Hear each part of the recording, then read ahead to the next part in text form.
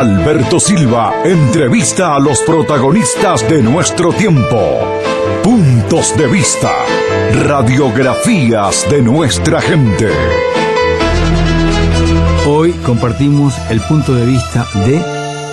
En la mañana de hoy vamos a compartir un punto de vista muy especial. Hemos alterado un poco la programación. Hoy vamos a compartir una entrevista con el periodista Gerardo Sotelo. Vamos a pasar al día jueves esta entrevista. Les pido que presten mucha atención a lo que allí se cuenta y se dice. Pero bueno, a raíz de los últimos acontecimientos, donde algunos amigos de este programa han partido de gira, como es el caso del profesor Rubén Yáñez. Hemos decidido con Alberto Silva compartir el punto de vista, la charla mantenida por Alberto Silva allá por mediados de los años 80 con Rubén Yáñez.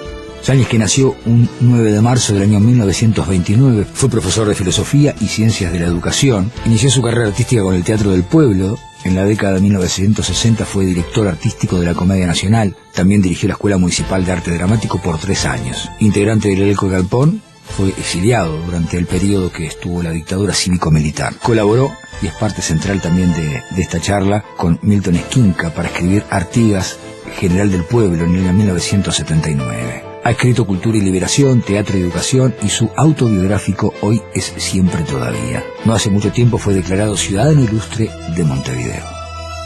¿Usted recuerda en qué momento de su vida decide ser actor?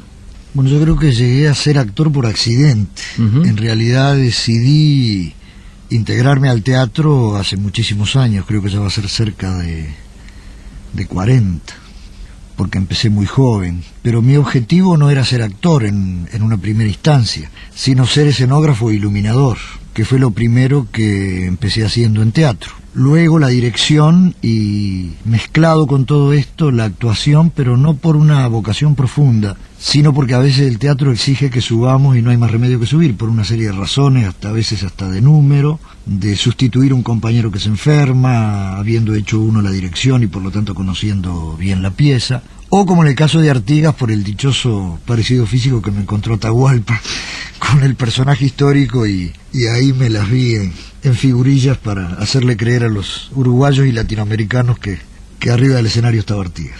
Hablando del Artigas, hay quien dice que era media grandilocuente la obra. ¿Usted qué diría? Bueno, yo creo que es una obra que creo que se la debemos todavía a Artigas. Nosotros la hicimos, la obra. Fíjate qué cosa curiosa, la obra tenía nombre y tenía fecha de estreno y no estaba escrita. Nosotros sabíamos que el 13 de diciembre del 81 teníamos que festejar en México el cumpleaños de Sereñi con el estreno de esta obra. Y el nombre incluso hace referencia a la figura de Sereñi, ya que la obra se llama Artigas, General del Pueblo. Y sin embargo no estaba escrita. Tuvimos que escribirla colectivamente, y no es un trabajo de profunda síntesis sobre la figura artiguista. Yo diría que es más bien una pieza didáctica, sobre todo pensando en una América Latina que lo conocía poco Artigas, o que lo conoce poco. Entonces tuvimos que hacer una pieza con un fuerte acento didáctico, que yo te diría que incluso duraba 1 hora más que lo que dura aquí en Montevideo. Claro, porque aquí en Montevideo se estrenó como la quinta versión, digamos, claro, de este Artigas, ¿no? Porque a medida que veníamos hacia el sur, íbamos expulgando la pieza de temas que suponíamos que el público ya los manejaba, ¿no? Sobre todo en Brasil y Argentina. Entonces fue sufriendo una cantidad de ajustes la pieza. Pero sí, yo estoy de acuerdo, no creo que sea una gran obra de teatro. Creo que sí produce en el espectador un fenómeno emocional muy peculiar, que hasta podría calificarse de extrateatral, pero que en el momento en que se dio, y quizá todavía por algún tiempo más, se justifique hacerla, así como está. ¿Qué se siente en el plano personal estar allí representando a Artigas?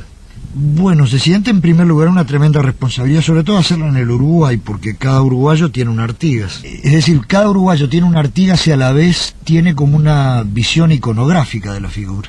Entonces hay que servir un poco esto, es decir, no contradecir en primera instancia, sobre todo por la naturaleza didáctica del texto, ¿no? No contradecir en primera instancia la imagen que cualquier uruguayo tiene a partir de Artigas en la Puerta de la Ciudadela hasta llegar al Artigas en el Paraguay, que es el único cuadro que realmente se hizo teniendo a Artigas presente delante, ¿no? ¿Y cuál era la obra de teatro que ustedes llevaban adelante allí los sábados de noche, cuando estaban exilados en la Embajada Mexicana aquí en nuestro país? Bueno, no eran obras de teatro, el objetivo fundamentalmente era entretener y divertir. ¿Eran reírse de ustedes mismos en algún punto? Yo pienso que sí, éramos 130 personas, niños, adolescentes, adultos, hasta ancianos, dentro de una casa, y el gran objetivo era la convivencia en medio de esas dificultades. Yo diría que creo que ahora hay algunos compañeros que están por hacer una película sobre ese tema. Creo que fue una experiencia que de alguna manera va a haber que recogerla, porque fue un ejemplo de muchas cosas, de cómo pueden convivir 130 personas con escuela funcionando adentro, con ciclos de conferencias, con formas de expansión, con organización, yo diría hasta del uso del baño, porque había 2 baños en la casa y éramos 130. Es decir, el objetivo de los espectáculos que hacíamos los sábados de noche, que ni siquiera lo hacíamos nosotros, hacíamos que los hicieran los demás. Este era el objetivo, no que actuáramos nosotros, sino que lo hicieran los demás compañeros. Nosotros orientábamos y ayudábamos. ¿Cómo surge el descubrimiento, por llamarlo de alguna forma, en el plano individual, de la figura de Bertolt Brecht en usted?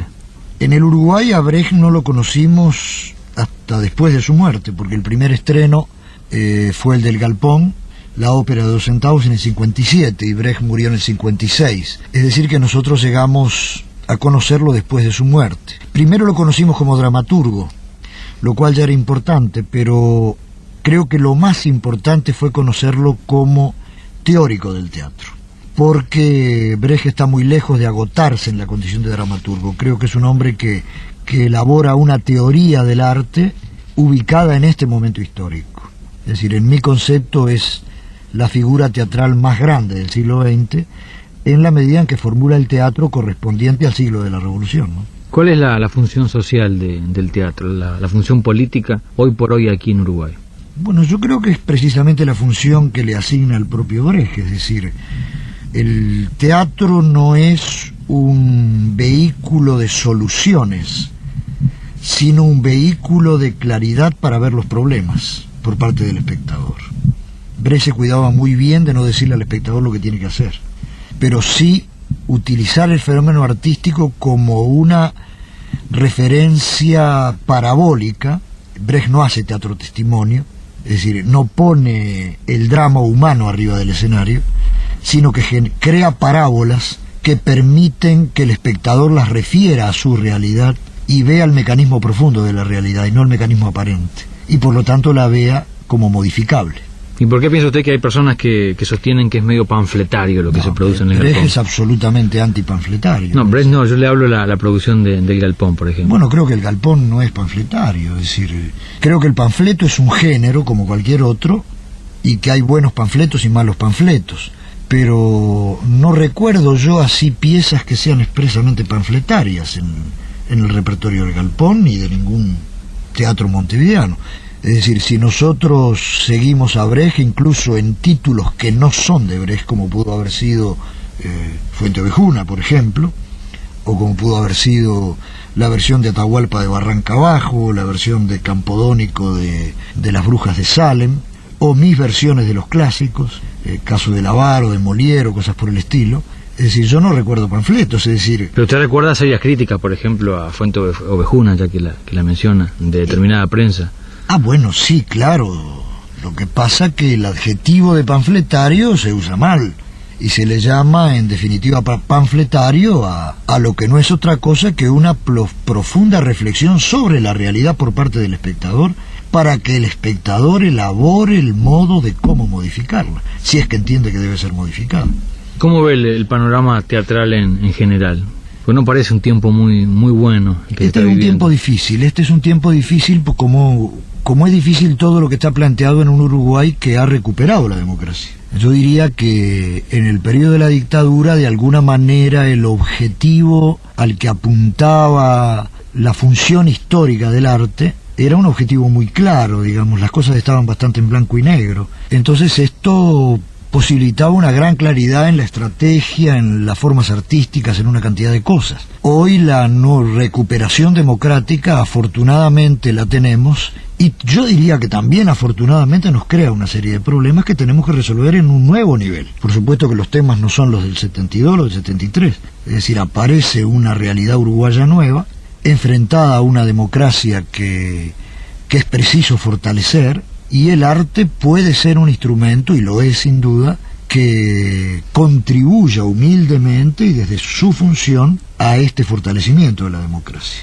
Ahora, esta es una tarea más compleja que la del mero enfrentamiento a la dictadura. Es decir, yo no creo, como alguien puede sostener, que este es el momento de olvidarnos de los temas históricos para pasar solamente a manejar los temas estéticos o artísticos. Creo que la situación del Uruguay, si bien es cierto, no es la de la dictadura, es una situación compleja, difícil, y es compleja porque de alguna manera hemos recuperado los uruguayos la capacidad y la situación de poder contribuir a resolverla, cosa que no teníamos en el periodo de la dictadura por la propia represión. Yo no creo, como se sostiene por ahí mucho, de que el teatro esté en un momento de crisis artística. Creo que está en un momento de reacomodamiento, como lo está en general toda la vida nacional y todas las organizaciones populares. Es decir, estamos en un momento de reacomodación a una nueva situación. Por eso vemos que incluso hay formas hablando de la cultura, por ejemplo, formas de la cultura que logran seguir concitando por lo menos cierto nivel de atención, y formas de la cultura que le está costando mucho la readecuación. A mí me tiene muy preocupado, por ejemplo, el tema del canto popular. Te das cuenta que en el periodo de la dictadura llenaba estadios, como el Francini, por ejemplo, es decir, que fue una de las cosas que más me impresionó a mí cuando llegamos en octubre del 84, y ver las dificultades que hoy el canto popular puede tener. Es decir, aquí creo que hay temas de organización, de estrategia, artísticos, de contenido, temas sobre los cuales tenemos que estar atentos para ver cómo damos este paso y seguimos incidiendo humildemente, ya digo, porque la cultura no es la vanguardia de un proceso, pero desde nuestro lugar seguimos incidiendo en el proceso histórico. Claro, usted ya que tocaba el tema del canto popular y que hace pocas horas llegó de España, allí ocurrió un fenómeno parecido, por ejemplo, con el canto popular. Una vez que se restaura la democracia, todo lo que se denominaba canto contestatario, por llamarlo de alguna forma, pierde espacio. Yo te diría que es un fenómeno y sobreviven una o dos figuras nada muy más. Frecuente. Yo me acuerdo que nosotros, cuando antes de venir a Uruguay, vinimos primero hasta Buenos Aires, no sé si te acordás, y tuvimos una reunión con la gente de Teatro Abierto. Y Teatro Abierto había sido en Buenos Aires una experiencia en masas imponente. Única en la República Argentina. En la República Argentina, durante la dictadura. Y sin embargo ellos, ya con Alfonsín en la presidencia, nos planteaban que se habían quedado sin tema, es decir, se habían quedado sin antagonista, no sabían para dónde agarrar. Y fíjate tú que hasta ahora el Teatro Abierto no ha logrado todavía reubicar el objetivo para estar a tiempo con la nueva situación. Creo que es uno de los grandes retos que tenemos planteados. Creo que no es solo un reto a la cultura, creo que forma parte de toda la vida nacional, desde la vida política hasta las formas culturales, educativas, etcétera, pero que pasan por el tema del teatro, en este caso, ya que estamos hablando de teatro, ¿no? ¿Por qué, por ejemplo, en los sindicatos no se crean grupos de teatro? ¿Por qué, por ejemplo, en la Escuela de Teatro del Galpón no hay obreros aprendiendo? ¿Por qué, por ejemplo, la mayoría del público que va a las funciones no son obreros? ¿Hay un divorcio? Mira, esta pregunta yo se la hacía a un viejo dirigente sindical en el periodo previo a la dictadura, y me acuerdo que él me contestó con una gran sabiduría. Me dijo: mira, la clase obrera en este sistema no va a ir al teatro en volumen. Irán obreros al teatro o a los conciertos o a las exposiciones de pintura, pero no van a venir en masa como clase a esto. En primer lugar, por una cosa que dice el viejo Marx en los manuscritos, es decir, que de alguna manera este sistema convierte lo humano en animal y lo animal en humano. Él dice, el joven Marx, muy joven, a los 24 años, él dice: el hombre que trabaja en esta producción, el acto del trabajo, que tendría que ser el acto en el que se siente más profundamente hombre, se siente sin embargo animal en ese momento, y está deseando que suene la sirena para irse del trabajo. ¿A dónde? A comer, a dormir y a procrear, funciones animales en las que se siente hombre. Es decir, nosotros estamos en una sociedad donde el trabajador no siente la necesidad de ir al teatro, Y esto tenemos que asumirlo, porque si no nos podemos volver locos. Sería un absurdo estar pensando de que tenemos que trabajar para los obreros, y si los obreros no vienen, nosotros fracasamos. No, los obreros están haciendo su instrumento, que es el movimiento sindical.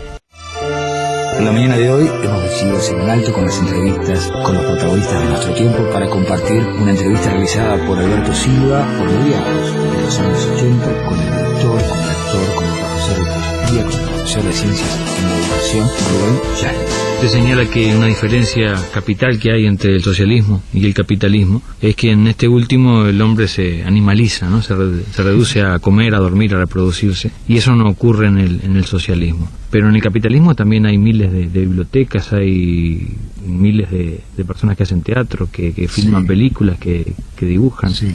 Cuando decimos que el hombre se animaliza, queremos decir que el sistema tiende a esto, no quiere decir que el hombre se animalice necesariamente, ¿no? Porque a la vez que genera, este sistema a la vez que genera inhumanidad, genera un gran caudal de humanidad consistente en la lucha contra el sistema para su superación por un sistema más justo. Yo no creo que nuestra gran preocupación deba ser trabajar para que los obreros vayan al teatro en este momento, sino para construir una sociedad en la que sea natural que los obreros vayan al teatro. ¿Y existe esa sociedad, Yáñez? Bueno, yo lo he vivido en las experiencias de liberación de otros pueblos, donde jamás hay una localidad en los teatros, una localidad libre. Nosotros, que a veces somos más arriba del escenario que abajo, sobre todo una obra con un reparto numeroso, realmente nos deslumbraba ver cómo la gente se agolpa en la puerta para ver si alguien devuelve alguna entrada. Es decir, son cientos de personas que además del cupo lleno del teatro están en la puerta del teatro para ver si hay alguien que devuelve una entrada. Esta apetencia solo se puede producir cuando el hombre ya no tiene la preocupación animal. Es decir, tiene asegurado su sustento, su abrigo, su salud, la educación de sus hijos, su vejez, y entonces puede empezar a pensar en la cultura.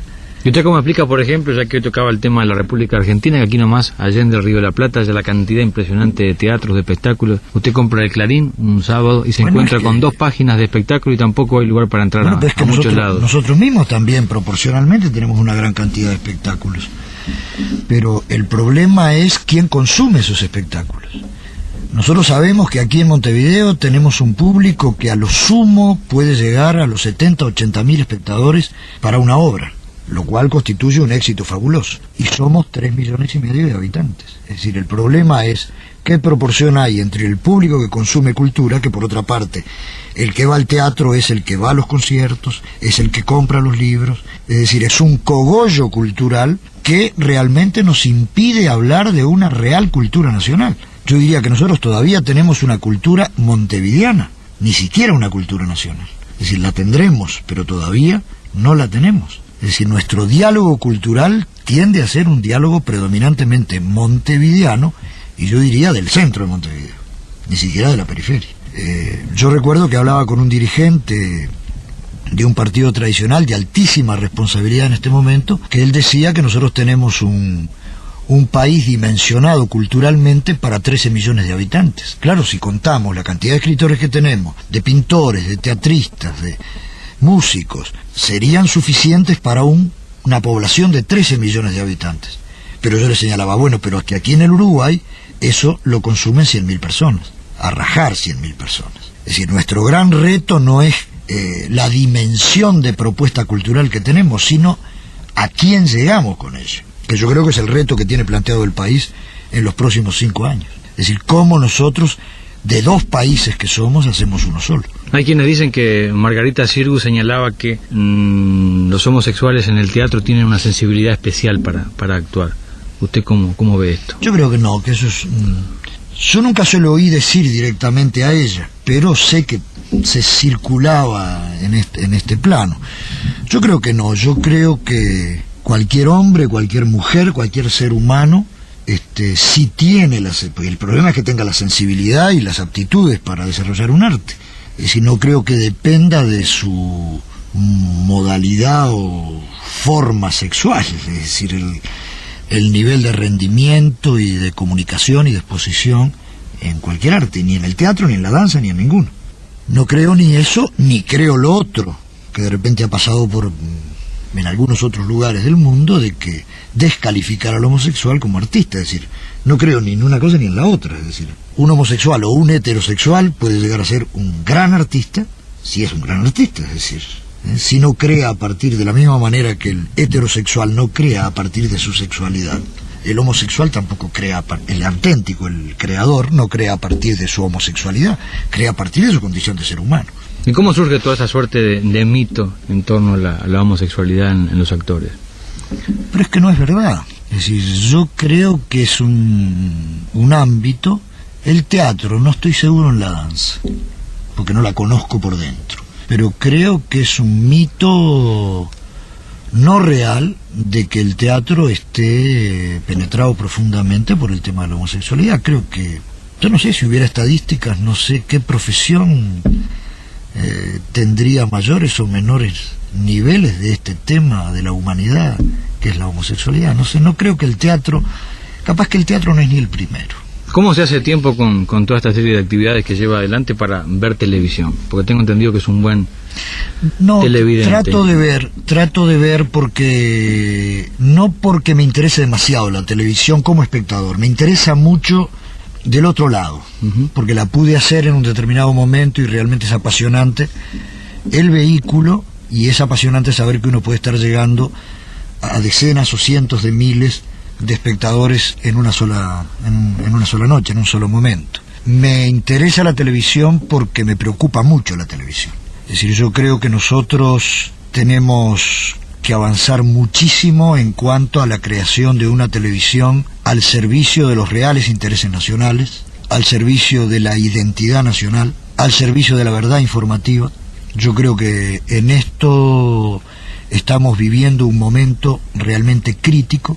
Capaz que todavía vivimos momentos más críticos, pero digo, estamos viviendo un momento crítico donde la televisión no refleja al país, sino que por el contrario trata de formar un país que no es precisamente el que los uruguayos queremos. Hemos compartido el punto de vista, la charla mantenida por Alberto Silva por mediados de los años 80 con el profesor Rubén Yáñez. Para el final queremos compartir la palabra de Rubén Yáñez con la voz del Darno Eduardo Tamoyans, con esta poesía de Pablo Neruda, Nuevo canto de amor a Stalingrado. Yo escribí sobre el tiempo y sobre el agua, te escribí el luto y su metal morado. Yo escribí sobre el cielo y la manzana, ahora escribo sobre Stalingrado.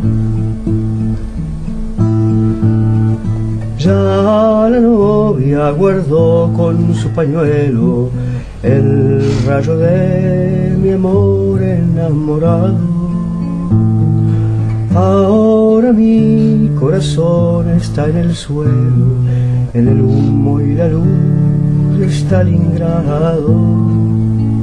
Yo sé que el viejo joven transitorio de pluma, como un cisne encuadernado, desencuaderna su dolor notorio por mi grito de amor a Stalingrado. Yo pongo el alma mía donde quiero y no me nutro de papel cansado, adobado de tinta y de tintero. Nací para cantar a Stalingrado.